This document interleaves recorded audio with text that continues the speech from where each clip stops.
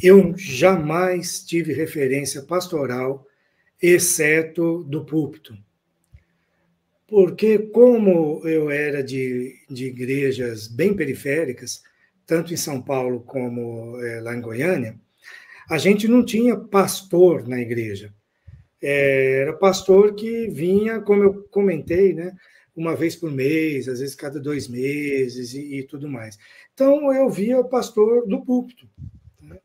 Então, e criança eu achava isso bonito, né? A pessoa que podia abrir a Bíblia e expor a Bíblia e tal. Então, em termos de referência pastoral, de trabalho pastoral, eu fui para o seminário sem ter essa referência. É uma coisa muito interessante, né? Bem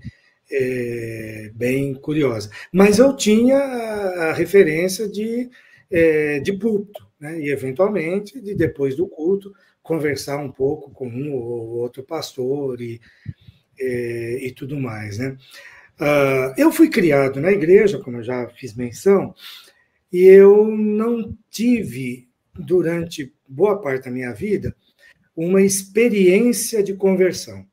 E eu quero colocar essa palavra experiência, entre aspas, sublinhada em itálico e em negrito.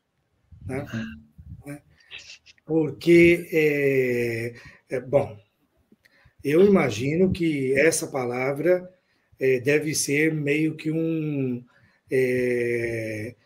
uma palavra do cotidiano de vocês, nos seus consultórios, aí no trabalho profissional de vocês. Mas é uma palavra que é muito importante na história da igreja. Né? Desde cedo houve essa questão na igreja da experiência e do intelecto e essa disputa. Né? A gente é herdeiro do puritanismo inglês, que é bastante racional, que enfatiza muito a moralidade e tudo mais, mas a gente é herdeiro também do movimento dos avivamentos nos Estados Unidos. Não foi só nos Estados Unidos o movimento dos avivamentos, mas, no nosso caso aqui, né, a importância do movimento dos chamados grandes avivamentos nos Estados Unidos, que enfatizava muito a experiência, que é a questão metodista, é a experiência da salvação, a experiência da fé. Né? Você ter experiência. Então, o que aconteceu comigo? Eu não tinha essa experiência, mas eu tinha muita clareza que Jesus Cristo era Senhor e Salvador. Mas eu não tinha experiência, e o pessoal ficava dando testemunho da experiência. E eu não tinha testemunho para dar, que eu fui bandido, que eu não sei o quê, que eu usei drogas e tal, e num dia eu me converti. Eu não tinha essa experiência para falar.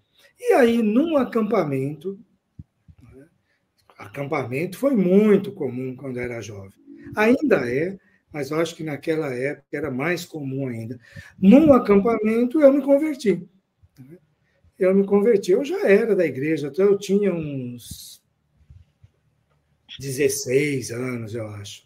16 para 17 anos. Depois eu fui perceber que foi uma estratégia minha para ter experiência para contar, né, do dia que eu me converti.